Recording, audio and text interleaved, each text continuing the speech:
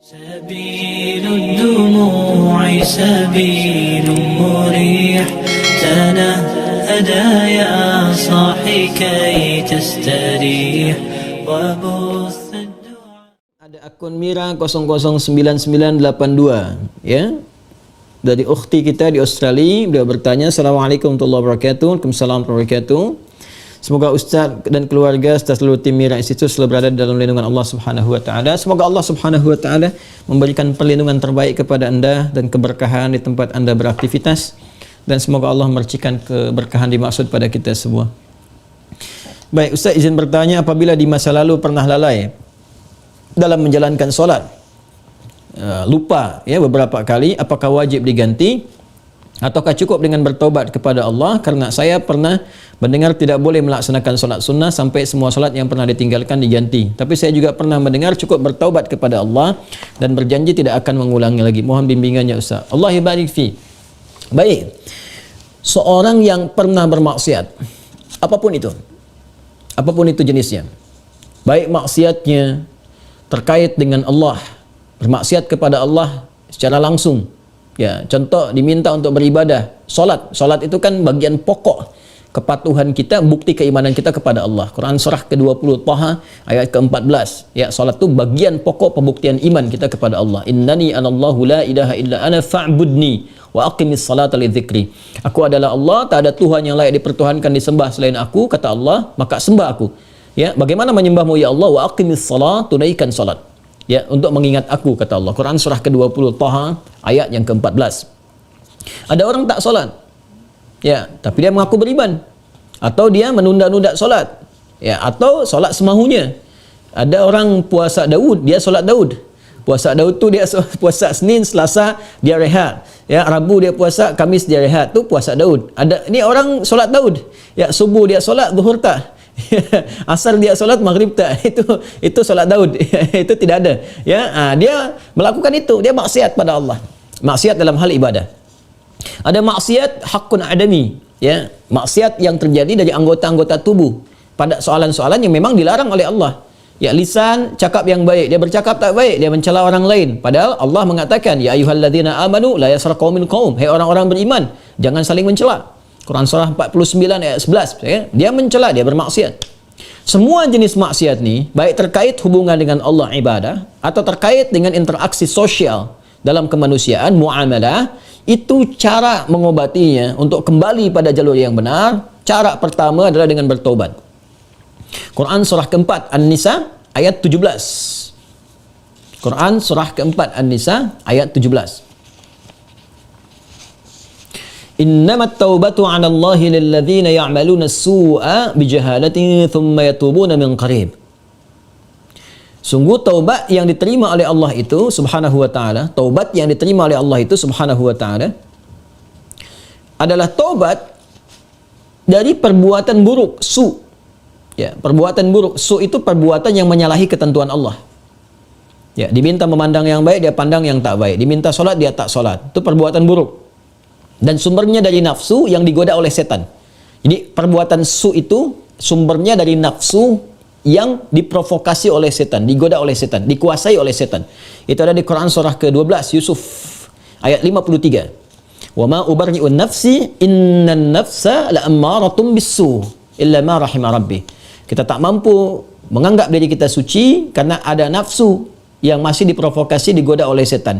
Orang yang mengikuti godaan-godaan setan itu, was-was setan itu, maka nanti jiwanya akan mengikuti perintah setan, mengajak pada keburukan. Itu yang disebut dengan ammarah bisu namanya. Ya, mata melihat yang buruk, su. Lisan cakap yang buruk, su. Telinga dengar yang buruk, su. Jamak dari su, sayyiat namanya. Bila banyak dikerjakan sayyiat. Allah itu punya sifat Rahman, punya sifat Rahim, yang tidak menginginkan hambanya pulang membawa maksiat.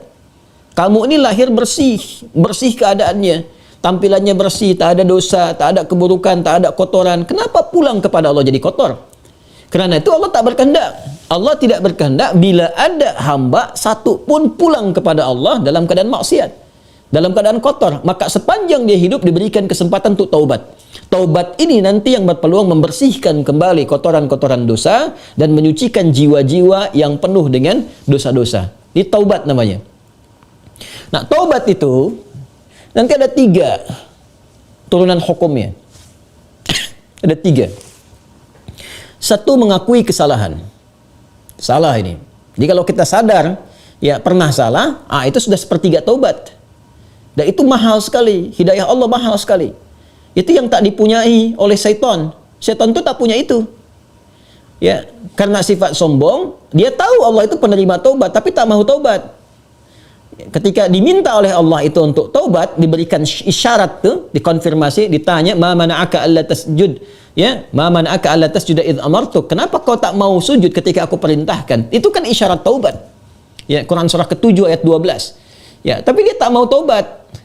Ya, tak mau taubat. Dia menjawab, ana khairum minhu, khalaqtani min narin wa khalaqtahu min tin. Aku lebih hebat. Nah, itu bahaya. Kesombongan itu bisa menutup seseorang untuk bertaubat kepada Allah. Itu bahaya sekali. Karena itu Allah mengharamkan kesombongan, ya, karena sayangnya kepada hamba diharamkan kesombongan supaya masih berpeluang untuk taubat. Itu bedanya syaitan dengan manusia. Ingat ya, manusia salah karena ada nafsu, tapi manusia taubat. Adam manusia diberi contoh oleh Allah, ya, supaya bisa diteruskan pada anak cucunya. Diberi contoh, Adam keliru, lalu kemudian diberikan jalan taubat. Al-Baqarah ayat 37. Fatalaqqa Adamu min rabbih kalimatin fataba alaihi. Adam menerima talaqi ayat-ayat taubat. Ya, dia memohon kepada Allah, Rabbana zalamna anfusana wa illam taghfir lana wa tarhamna lanakunanna minal khasirin. Taubat, dia diterima taubatnya. Syaitan salah, diberi kesempatan taubat, dia tak taubat.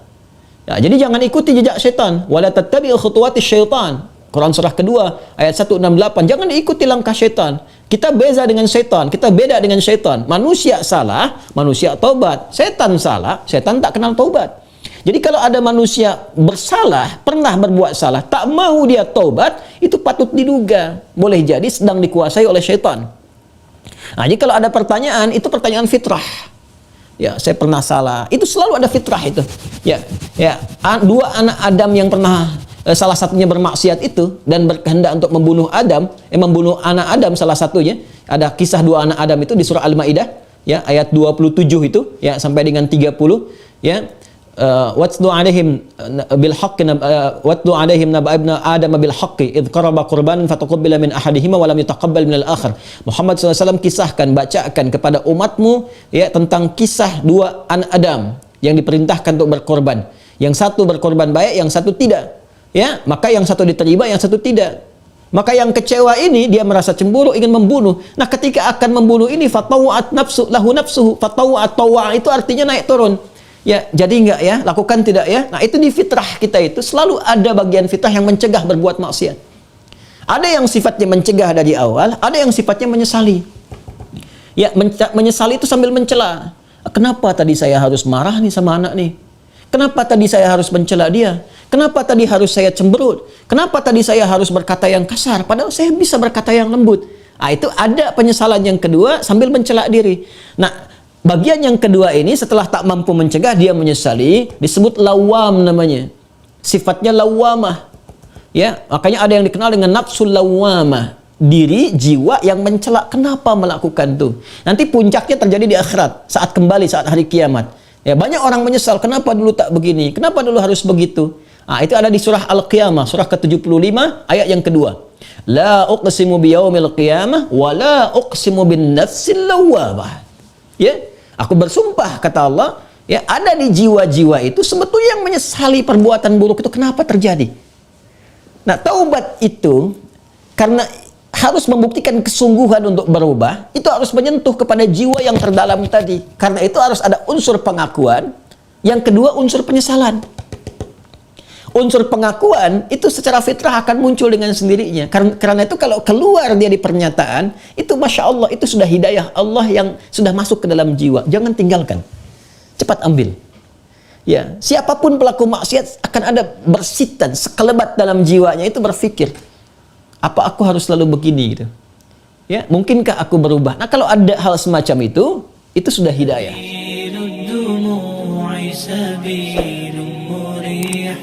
تنهدى يا صاحي كي تستريح